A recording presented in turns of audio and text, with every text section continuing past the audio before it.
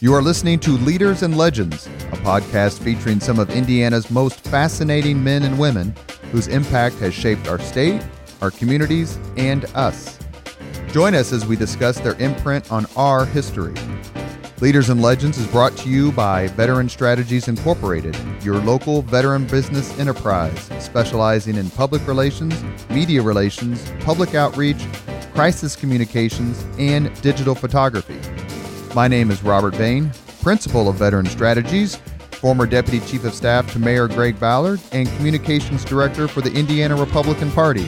I'm honored to be your host for our discussion. You are listening to Leaders and Legends, a podcast presented by Veteran Strategies, a local veteran public relations enterprise, and sponsored by Girl Scouts of Central Indiana, the Crowne Plaza Hotel and Grand Hall and Conference Center at historic Union Station, the McGinley Golden Ace Inn, and MacAllister Machinery, your friendly neighborhood Caterpillar dealer. Talking to someone who knew the late, great P.E. MacAllister well, who was a phenomenal supporter of the opera, not only in the United States, but right here in Indianapolis. That is Miss Angela Brown, soprano. Yes. She is a proud graduate of IPS. Yes. Do you want to go ahead and say it? Because you always say it. Well, all of the schools that I went to in IPS are just the high school. Just the high school. Crispus Attucks High School. Yay. We appreciate your time. We're excited for today's conversation. I've seen you perform a few times, but the listeners will have seen you perform probably many times, most spectacularly as Yuletide's person who makes it happen. Oh. To see you walk on stage at Yuletide, if you looked in the audience, the smiles that come just by you walking on with your beautiful smile makes a difference. Oh, thank you. Thank you for joining us today. Thank you for having We are also joined by Danielle Shockey, CEO of Girl Scouts of Central Indiana. Because I saw Angela recently, I'm going to start, even though Angela is making time for us and what is a busy time for her.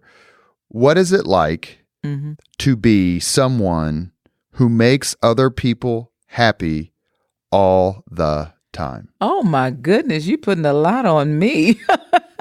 Someone that makes people happy all the time. Well, I guess as a performer, that's kind of your job. You know,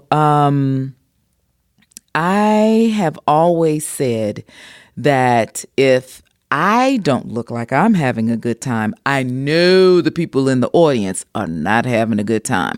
And it's my responsibility as a performer to spread love and joy, especially if I'm doing a show such as Yuletide.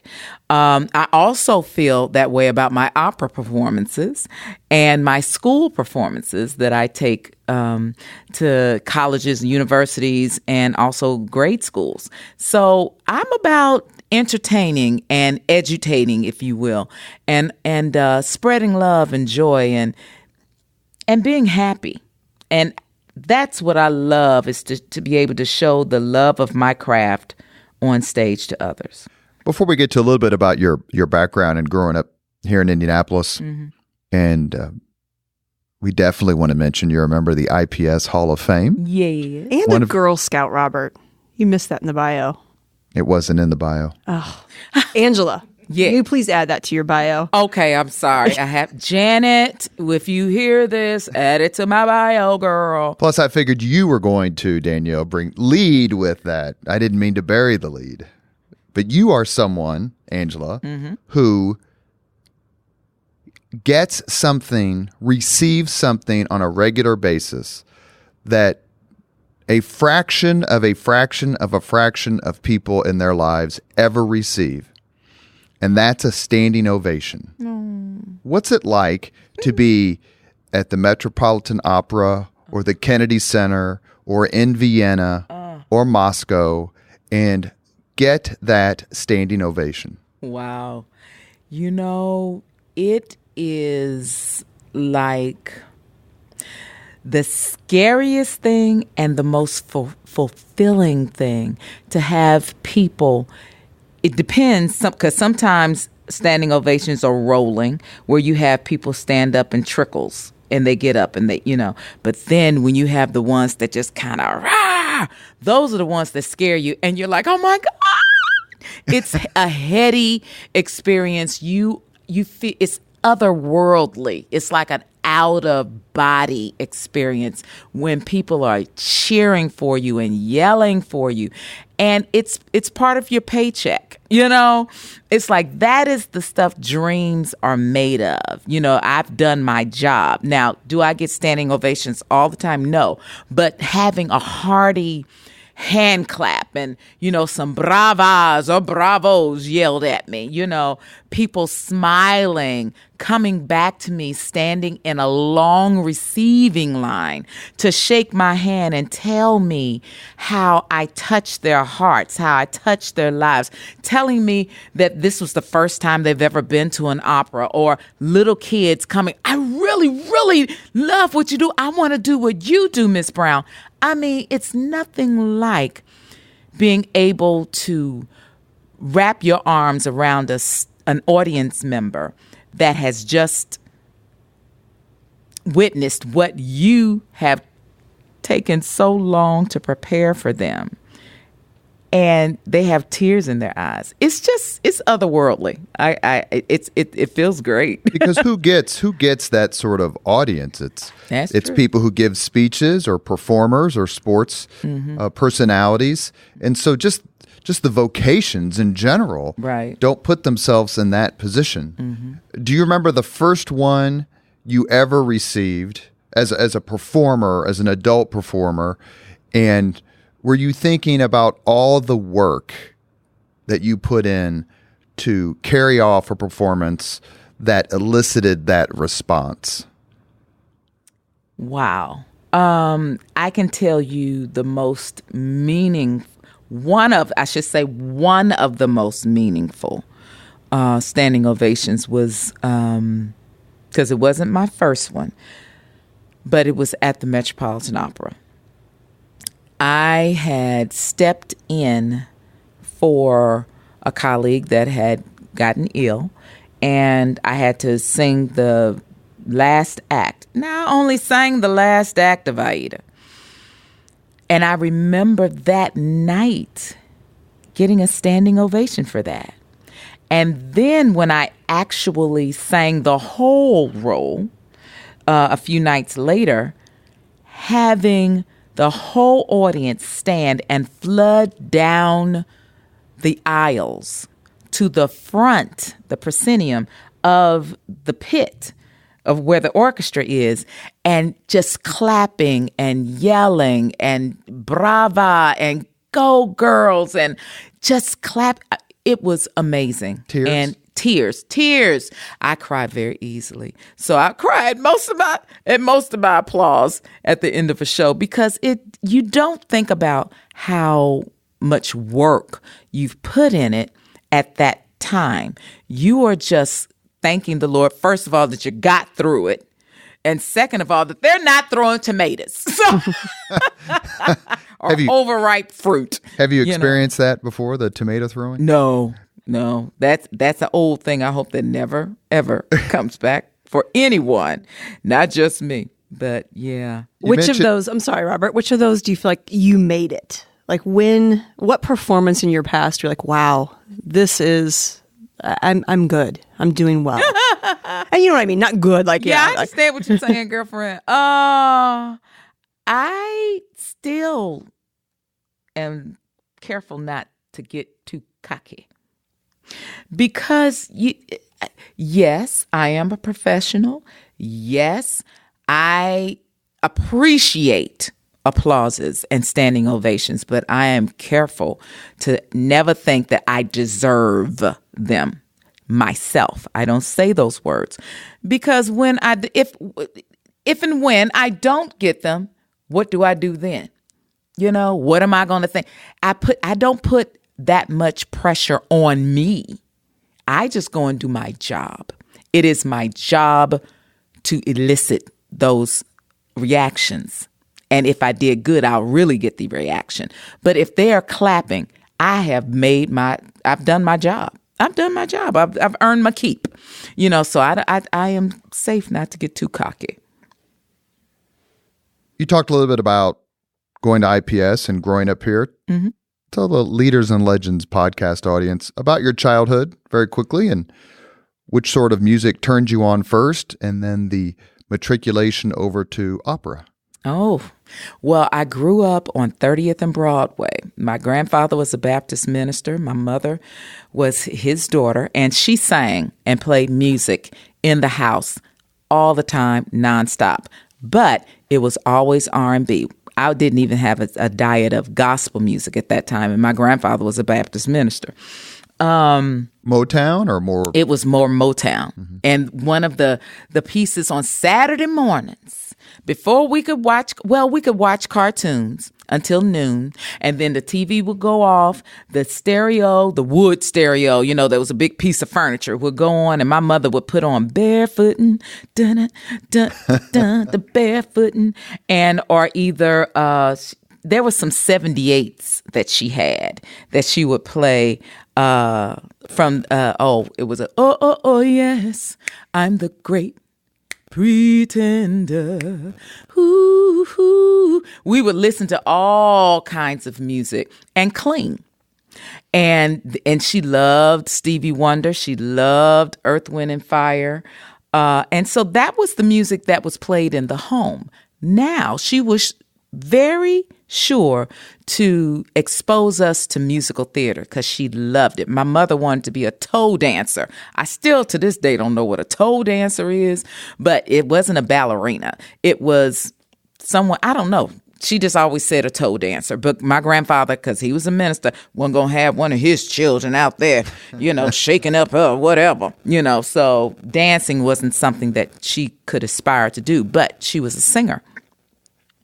And she would sing in her daddy's church, after he would preach a sermon. And she would always take us to Starlight musicals.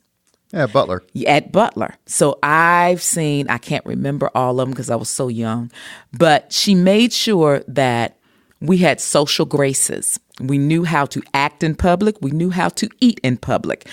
So we didn't go to the McDonald's and stuff. Nothing wrong with those places, but that's where a kid can be a kid, right? You can run around and act crazy. Well, honey, she made sure we went to the restaurants where you sat down, you walked in, you put your napkin in your lap. You knew how to use your fork and knife. You knew how to close your mouth when you chewed. She was very...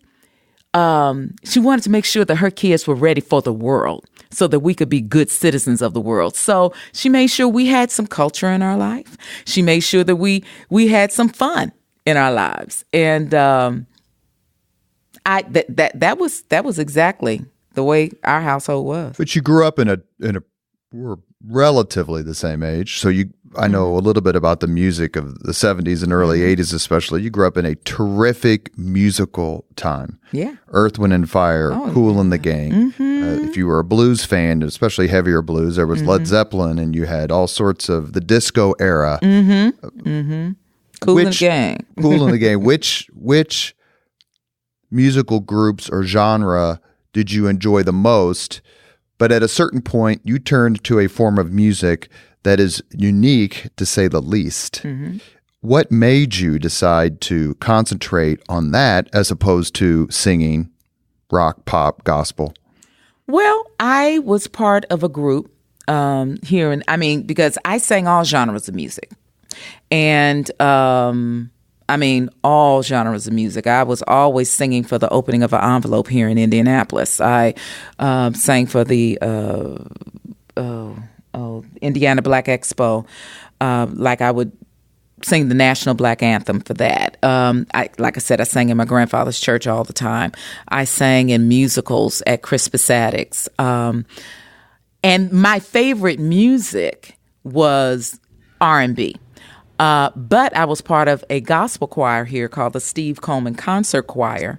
And before that, I was part of the Greater Indianapolis Youth for Christ Choir. So I had all of these genres of music in me, but it wasn't until I went to Oakwood University in Huntsville, Alabama.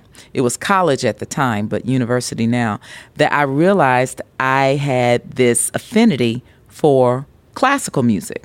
And even though I had been introduced to it at Crispus Attucks by my choir director, Robert Fleck, and Miss Hart, it wasn't something that I felt like I could do. I sang for the citywide, those solo competitions. And I always sang one song, and that was from the Messiah, He Shall Feed His Flock. He shall feed his flock. I never had the breath to continue it on, so I always made sure I had a good K. Flock like, so I could take that catch breath, baby. Like a shepherd. And I would always win. But it was still something I was like, I don't want to sing that kind of music. I was into my musical theater. But like I said, it wasn't until I went away to school that I found out I had an affinity for it. And I took to the technique like a duck to water. And I always say opera chose me. I didn't choose it. And after I began to study and everything, because I'm skipping all around the story, and I'm going to let you get deeper. But when someone said, Angela, at Oakwood, they said, Angela, you sing gospel music, because what I wanted to do when I went to Oakwood, I wanted to be a singing evangelist. Okay. But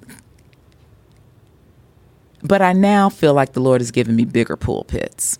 And a colleague of mine, a student peer of mine, said to me, Angela, when you sing gospel music, you can stand up against all of them. But when you sing classical music, you are head and shoulders above everyone.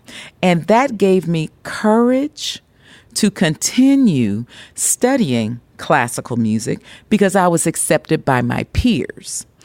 I felt very funny about these new clothes that I was trying to fit in because I didn't feel like I fit in to that genre of music. Well, it's Eurocentric, to say the least. Very much so. And I just didn't feel comfortable with it.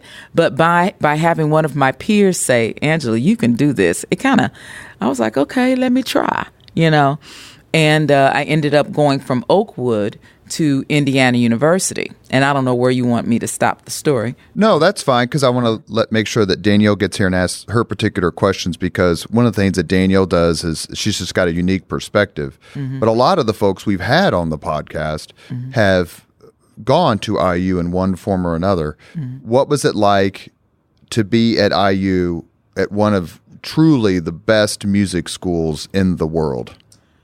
Well, how I even got there was through being at Oakwood University. My teacher there, Ginger Beasley, was also a student of Virginia Zayani, who was my teacher at IU. And Ms. Zayani would invite Ginger Beasley's studio down once a year to have a weekend of master classes with her. And when I went to study with Ms. Zayani for the first time, I was a mezzo-soprano. And I sang for her, and she turned to my teacher, snatched her glasses off, and said, Ginger, Angela is not a mezzo-soprano. She is a Verdian soprano. The blood of Verdi courses through her veins. Darling, she turns to me, darling, when you are done studying with Ginger, I will take you in my studio. And I was like, okay. So she was serious about that. So what is for those of us who are mm-hmm. not educated in music, what's the difference between the two soprano labels you just mentioned? Well, it's an alto and a soprano, one being lower, one being higher. I started off as a lower soprano or mezzo-soprano or an alto, and then I went to a higher soprano, not the highest, but a dramatic soprano that has creamy low notes, a smooth middle, and sparkly high notes. So it's like the whole voice it just oozes drama. It's a dramatic soprano. And Verdi is a composer that has a lot of dramatic pieces that he wrote for my kind of voice. And it wasn't until I went to Indiana University that I knew that I would be that type of soprano. So I went back to Oakwood, studied hard, graduated, went to IU, and then being at IU, I just knew that I would be a small fish in a big pond. And I was very intimidated because it's 1,500 was the number at that time. School of Music. I mean, it was called the Music Factory. Okay. I'm just little old Angela Brown. Who am I? But found out rather in quick order that I ended up being a big fish in a big pond. And I had no idea how to fill big fish flippers. And I was just me. I can be no one else but me. And the dean of the School of Music at the time, Charles Webb, heard me in an audition, a cattle call audition that they have at the beginning of every school year. And I was number 120 that day. Okay. And he said he was sitting at his desk filling out paperwork because he had traveled somewhere. So he had a lot of things he had to still catch up on when he got back. And his secretary, Pam, at the time, I remember her name, was playing. They videotaped everything for him. And she was playing all the auditions while he was doing his paperwork at his desk. And I came up, I was doing Visi Darete, I started to sing. His head raised, he said, and he looked and he listened to my audition. And he said, "Pam, who is this?" She comes in, looks around the corner, looks at the video monitor and says, "That's Angela Brown." He was like, "Oh, okay." During the week, I got a call to fill in for one of the teachers that had fallen ill for a concert that they did throughout the IU school system. And I filled in for that particular teacher. And Dean Webb and I became this sort of duo at that point, going around singing for all IU functions and representing IU. And that was one of the high points of my time at IU, that I got a chance to go around and sing for IU as the quote-unquote voice of IU during the time I was there. The fight song included? I never sang the fight song. I never sang the alma mater. I did a lot of, because it was the School of Music. I was representing the School of Music. So I did a lot of opera, a lot of arias, spirituals, art songs with the school, with the dean. So you've mentioned in your past all these different people who have left an impression. You remember the secretary's name. I did. So I'm curious. My background's education, and I can only imagine you in a classroom and how children must just be.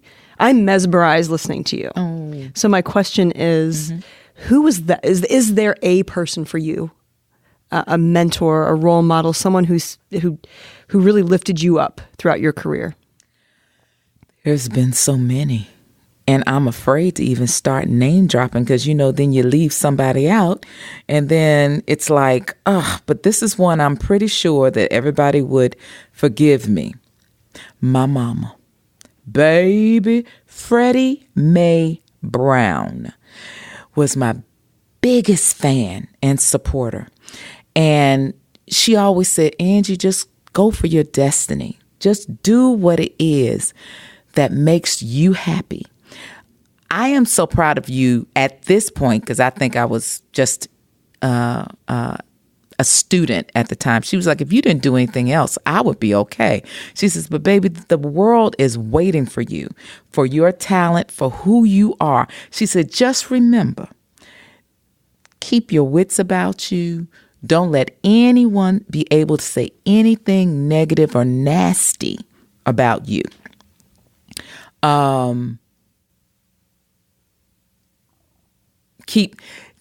Just keep doing well. Keep doing good.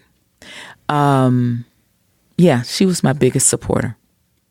But now if I had to start naming names beyond my mama, I would say Ginger Beasley, who was my first voice teacher that really began to break down the nuts and bolts. I say that Ginger Beasley was the author of my voice and Madam Virginia Zayani was the finisher of my voice because the two of them worked in tandem to create and help to fine tune what the Lord had given me innately, the lump of coal, and they put enough pressure on me that it became a diamond. And between those two ladies, and then there are so many people that have really helped to propel and push my career. Robert Driver, who was one of the creators of Indianapolis Opera, but he gave me my big breaks in Philadelphia to do every role that I ever wanted to do. He and Susan Ashbaker gave me opportunities that I probably would not have had to really work out the kinks without being on like at the Metropolitan Opera. The roles that I did at Philadelphia, I got a chance to either do or cover at the Met. So those were two people that really gave me big opportunities early on in my career. Because like I said, I'm going to leave people out. And as they come up in my mind, I might just interject them real quick.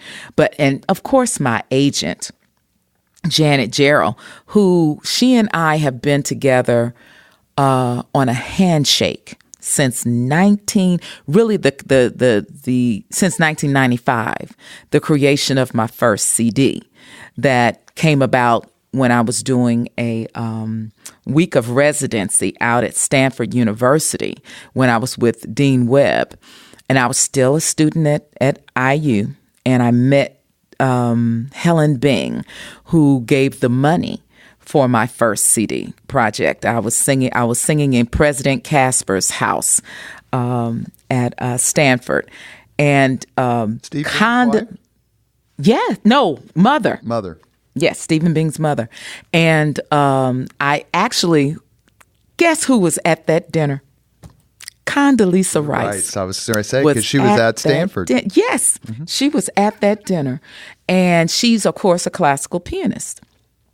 And so I'm sitting, I was a vegetarian at the time, and I'm sitting at the table, and they were serving rare roast beef. And I'm looking at this blood and juice swirling around on this table. And I was like, Lord Jesus, I can't do this. And so I'm trying not to go, I don't want to eat this. And I didn't eat it. So I'm having conversation with everybody, looking like I'm eating, but I'm not, y'all. And Helen Bing says so. And so President Casper's sitting at the front of the table. Helen Bing sitting right across from me. And she says, Angela, your voice is so lovely. She says, do you have any recordings? I was like, no, ma'am. And I was like, and she was like, well, would you like to have a recording? I was like, yes, ma'am. I would love to have a recording, but there's no money to do anything like that. She says, oh, I'll sponsor a recording for you. And it's not like you have things like that just tossed in the air at you all the time, and I was like, oh, that's so nice. Thank you. Clearly not thinking that this lady's going to send me money. She says, I'm going to be traveling in January, and in February, when I get back from Africa, I will send you a check. I will send Dean Webb a check. And I was like, okay. In March, Dean Webb called me up and said, Angela, I have a check here from Helen Bing, and we got a project to do. I said, okay. So that is how my first project came about. And so she was definitely, I call her my fairy godmother, because she has, from the project to having me out at Stanford later on when they built Bing Recital Hall, to help to buying one of my dresses for when I won the Metropolitan Opera competition. I mean, she's been in my life, just, touching my life here and there. It's just been heady. There are so many people that have been so good to me. The Lord has just blessed me to have people that thought enough of me and my talent and believed in me enough to keep pushing me. And now I just feel so blessed to be able to give back just a little bit with the things that I do with my organization, Morning Brown. That's actually one of my next questions was, tell us about Morning Brown, your nonprofit, really to help youth have access to music who may not otherwise. Is that correct? Exactly. And it also, it brings culture to cultural deserts. There are so many, what really spawned this is I was in Chicago, and I was with Lyric Opera of Chicago, and I was doing some outreach there. And I didn't realize that Chicago has cultural deserts. It's Chicago, where they have the symphony, the opera, everything for you to have cultural bombardment. And there are people that haven't been downtown Chicago ever, and I found that out by being in those areas where there are cultural deserts in Chicago. So I was like, well, if it's happening there, I know it's happening in other places. And then traveling to Mississippi, where they have lots of food deserts. And I was like, it's the same thing there as far as culture. It's nothing wrong with all these genres of music. There's nothing wrong with being big supporters of sporting events. But opera is something that fed my soul. And I came from that same thing. I mean, I'm a Hoosier. We love our pork and we love our football and our basketball and our, and all those things and all different kinds of music. But it was because I did know about musical theater. I did know and was exposed to opera and ballet and musical theater, that I knew that other kids, because music and all those things are being taken out of the schools and have been taken out of the schools, that they should have that opportunity to be able to paint with all the palettes, all the colors on their palette. And if you don't know what a mushroom tastes like, don't say you don't like it until you try it. And I am a proponent of at least making it palatable for them to like it. So my show, Opera from a Sister's Point of View, brings Morning Brown brings culture to cultural deserts, but Opera from a Sister's Point of View demystifies opera for audiences that normally wouldn't go. And I try to make it very fun and tongue-in-cheek so that it's not such a scary, stuffy thing where people can't find themselves in. Because, baby, if you break down some of these opera plots, you done found your uncle, your aunt. You're like, I remember a situation like that. It's very base and everyday, But it's just put in different times with different languages. And opera is not that deep. It's really not. So I try to make it so that it's fun. And I have had so many people come up to me after they have heard an Opera from a Sister's Point of View performance and say, well, if it was broken down to me like that, maybe I would like opera. I just did a show in Chicago this weekend for the Indiana Society of Chicago. They were honoring IU.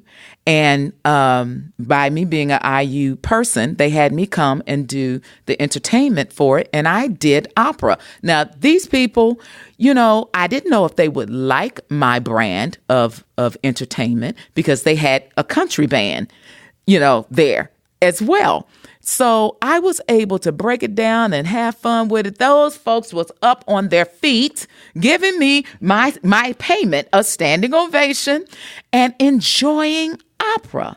And that's what I want to do. I just want everyone to have the opportunity to say, yes, I like it because I know about it. I have heard it. And somebody, especially in the community that I come from, the African American community, can say, and someone that looks like me is out here doing it. So I can also see myself, if I want to, having a career in classical music because I too am represented, So it's about diversity. It's about exposure. And I love what I do. Can't tell. You are listening to Leaders and Legends, a podcast presented by Veteran Strategies, a local veteran public relations enterprise, and sponsored by Girl Scouts of Central Indiana, the Crowne Plaza Hotel and Grand Hall and Conference Center at historic Union Station, the McGinley Golden Ace Inn, and MacAllister Machinery, your friendly neighborhood Caterpillar dealer. Thank you for joining us. Our guest today is Angela Brown. Who is she? She's someone you applaud, someone you smile at, someone who makes you happy, whether you see her at Yuletide, the Kroger, I'm sure. Yes. IPS schools. She is a soprano. She's sung in places such as Vienna, New York City, Washington, D.C., Chicago, Moscow. She has received notices in the New York Times, CNN, Oprah Magazine, Ebony Magazine, Essence, Classical Singer, Reader's Digest, and many more. And she's with us today. When you're in the shower, when you're in the car, when you're in the elevator all by yourself, what do you sing? When I'm in the car, when I'm in the shower, I'm warming up. If I sing, I'm warming up to go and sing some opera. But in the car, baby, you will hear R&B. I'm an R&B. I'm still my mama's baby. I love 80s, 70s, not so much 60s, but 70s and 80s music, R&B. That's my jam. Now, right now, I'm listening to Christmas music. I love 105.7 because it's Christmas all the time, and I love it. You know, that's probably the greatest of all Facebook debates. When to put up your tree, when to start the Christmas music. So when did you put up your tree, if you have one, and when did you start singing Christmas music? Well, this time it's getting earlier and earlier for me.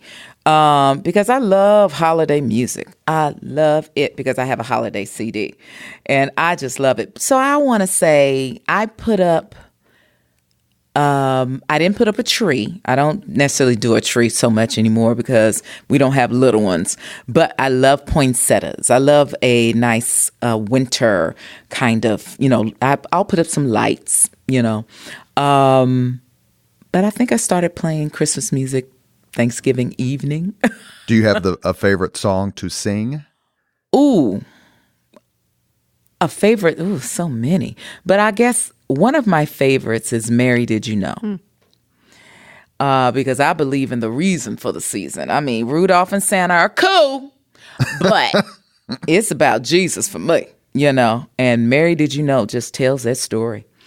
I love that one. But I do love seasonal or the winter time kind of Christmas songs like Let It Snow and that's the Christmas one, Have a Holly Jolly Christmas.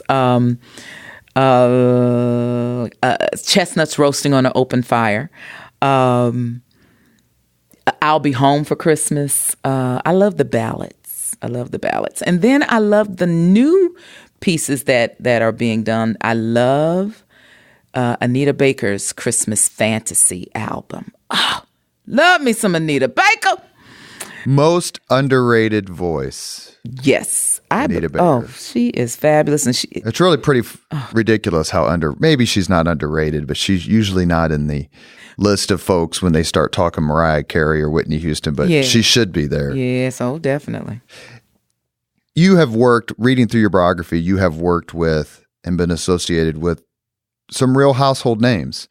What was it like to work with someone, for example, named Marvin Hamlisch, who was certainly in the top, almost on the Mount Rushmore of composers and musical geniuses in the last half of the 20th century and beyond? Definitely. Oh, Mr. Marvin. Oh, miss him. He was so nice. Just every day easy. And his wife, Terry, was so cool. I met him through Richard Danielpour, who wrote this opera, Margaret Garner, that I ended up debuting. It was originally written, the role of Scylla was originally written for Jesse Norman, but I ended up doing it. And I met Marvin Hamlisch because he was a good friend of Richard's. And I ended up doing a Christmas at the Kennedy Center with Mr. Hamlish. And then he wrote a song for me a song for the Indianapolis Prize, which is it gives big dollars to conservationists. And I ended up singing for that. And it was the song that he wrote I think it was with the Indianapolis Children's Choir and myself. And just working with him, he was so easy. He's worked with Barbara Streisand, Carly Simon. The list goes on and on. And he put me at ease. He put me at ease, and he was just fun. And I also had a chance to actually go with him, now that I'm thinking about it, to a retirement home. And that he would go to once a year, and I was the soloist that he took with him one year. And it was he, myself, and my agent Janet. And we just talked about stuff, and it was just regular. He was just an easy guy to work with. And I miss him. When you walked out on stage and saw famous faces, did it make you nervous? Did it inspire you? Did you ever walk out on stage and notice X? I won't throw any names out there because I don't know if they were actually there. Or Y, and went, wow, he's here. Or wow, she's here. I make it my rule not to know anybody that might be famous, especially in the audience. One, because I don't need those nerves. Okay? And two, an audience is an audience is an audience. And every audience, whether they are 10 to 10,000 or 100,000, deserves the best that I can give them. And if I know a certain person or people are in the audience, it might be, they might, it might go to my head in a certain kind of way.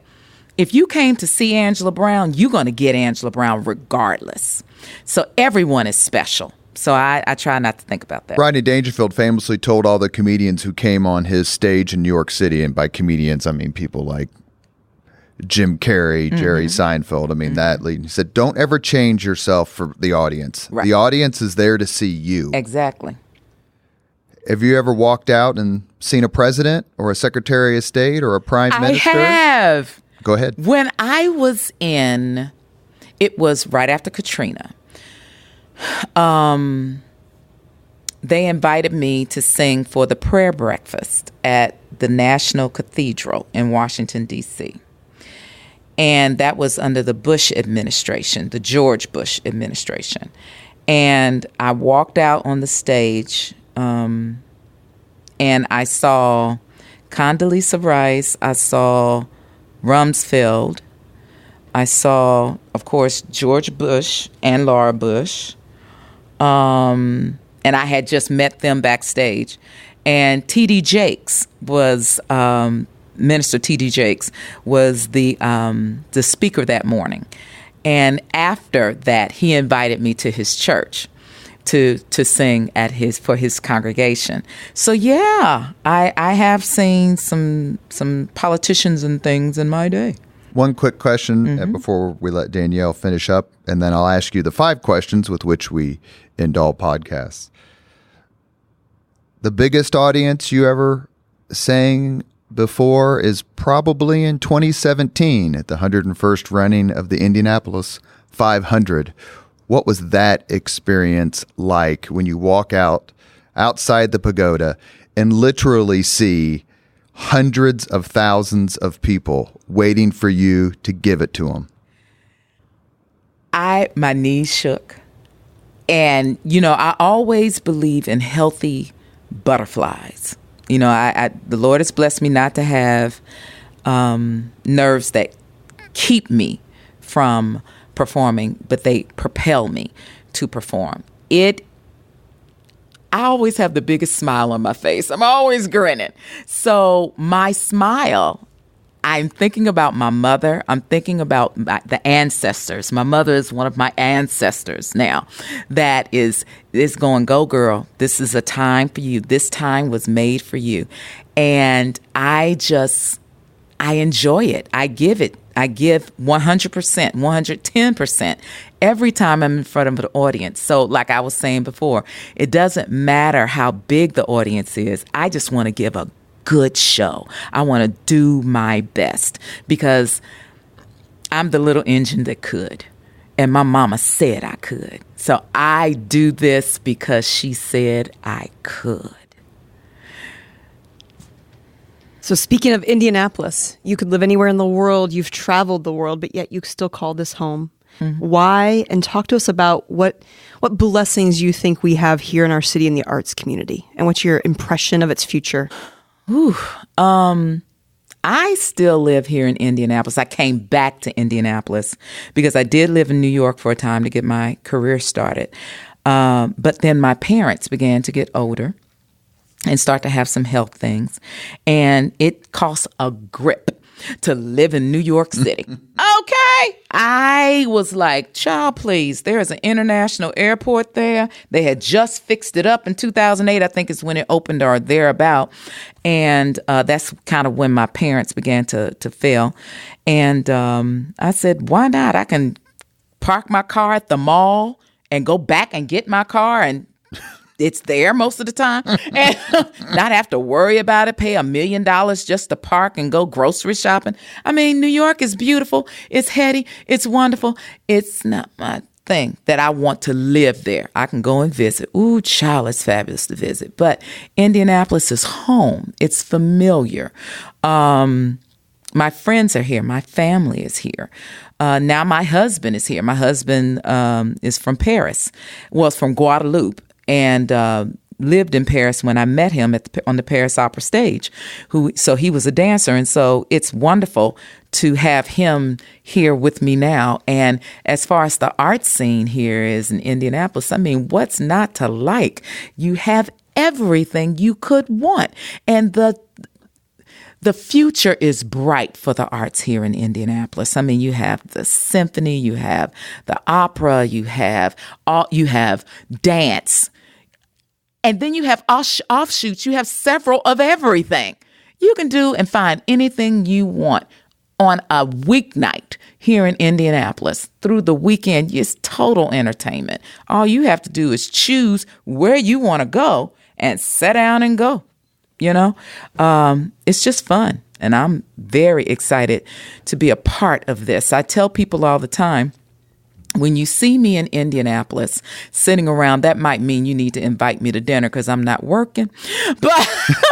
But now that I still have a big calendar, and I have my foundation, and I'm doing things. I'm enjoying going out and enjoying these different arts organizations and becoming a socialite, so to speak, so that I too will know these people, and they just not know who Angela Brown is, but I know who they are. And so it's been fun getting to go out and go to these different shows and stuff. And we have a lot of talent here, just like when I was a kid. So I'm not surprised by that at all. So I want you to talk real quickly, because we talked off air about a project you might want to work on someday. Because I have to say, if you had a podcast, I would be your first listener. I've so enjoyed listening and getting to know you. And I'm sure our audience would love to hear. What would that look like and sound like? And why would you want to start a podcast? Well, because I love to talk, first of all. I think I have things to say. To impart to not only young people. The podcast would look more like my opera from a sister's point of view, where I would tell witty, funny stories about the operas and play some arias and let people know what they said, what arias are. And, so it would be more entertainment, but there would be another part of it where I would play music by some of my contemporaries, some recordings, so that they would know about these people and they can check them out. It would be a way to boost opera audiences, and also to put faces out there of some of my friends that are doing big things in the opera world. So, yeah. And I can also spend some of my wisdom about the business and just what I like. Yeah. Well, you have a listener. Thank you. Yeah, absolutely. We end all podcasts with the same 5 questions. Are you ready? Lightning round. Okay. Are these quick? Because I can wax on. You see. I They can keep can going. be quick. Okay. What was your first job? Oh, my goodness. My first real job was at Methodist Hospital. I was a diabetic aide. I worked in the in the calf. In the calf is what we called it. And I served patients, and I would do makeups for those that had diabetes to make sure that their blood sugars were even out. So I was a diabetic aide at Methodist Hospital. This particular question is particularly appropriate. What was your first concert you attended? Oh, my gosh. The first concert ever that I attended, I can remember being in school, going on a field trip, and it was something at Clues Hall. And it was maybe the Nutcracker, maybe it was some singing involved. There was music involved. There was a symphony involved. There was dancing involved. So maybe it was the Nutcracker. But that was a field trip. Do you remember like the first rock or pop or R&B concert you went to? The OJs. My mom and daddy took us to see the OJs. Yes. If you could recommend any book for someone to read, which book would you choose? And So I Sing by Rosalind Story, which is a book about African-American opera singers. Yes. And So I Sing. If you could witness any event in history, be there as it happens, which event would you choose?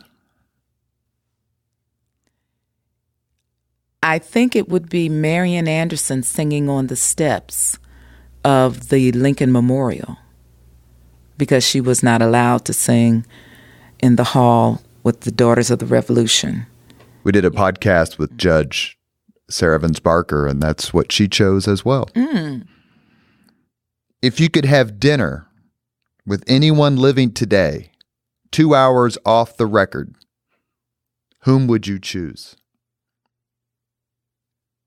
I've never even thought about this. 2-hour dinner off the record with someone living. Yes. Come back. Okay, here's Pass. Phone a friend? Phone a friend. Yeah, I need some help. You can choose Danielle. Well, yeah. Oh, goodness gracious. Let me ask another question. This podcast is posted on Martin Luther King Jr.'s national holiday. That's when I'm going to post this. Okay. If you could sing for anyone in history, whom would you choose? Martin Luther King. Yeah. Because this is going to be selfish, the reason why I'm picking Martin Luther King, because he had the eyes, the ears of everyone in history at that time. And it would definitely put me in front of other people that could propel my career. Okay, Martin Luther King. Do you want to do the dinner answer? Oh. Living today. I can't even. Condoleezza Rice wouldn't be a bad choice. Wouldn't be a bad choice, but she's not on the tip of my tongue. I want to say Crystal DeHaan, because me and Miss Crystal got on real good. Here in the city, I would love to have, because I just want to hug her neck one more time and tell her thank you. Crystal DeHaan. Leaders and Legends podcast is in some ways an IPS production. As an IPS kid, I enjoy talking to people who went to IPS, either decades before me or contemporaneously. And I dare say that no other IPS kid has made so many people laugh and so many people smile as Angela Brown. No. And you're right up there, if there was a contest, with Oscar Robertson, your fellow Tiger. Yes. Thank you so much. And thank you, Danielle, for being with us today. We cannot wait to hear you sing again. Oh, thank you so much. And thank you for having me. This has been great fun. Thank you very much for listening to Leaders and Legends, brought to you by Veteran Strategies Incorporated. If you want to contact us about this program or our menu of public relations services, please send us an email at robert@veteranstrategies.com. That's robert@veteranstrategies.com.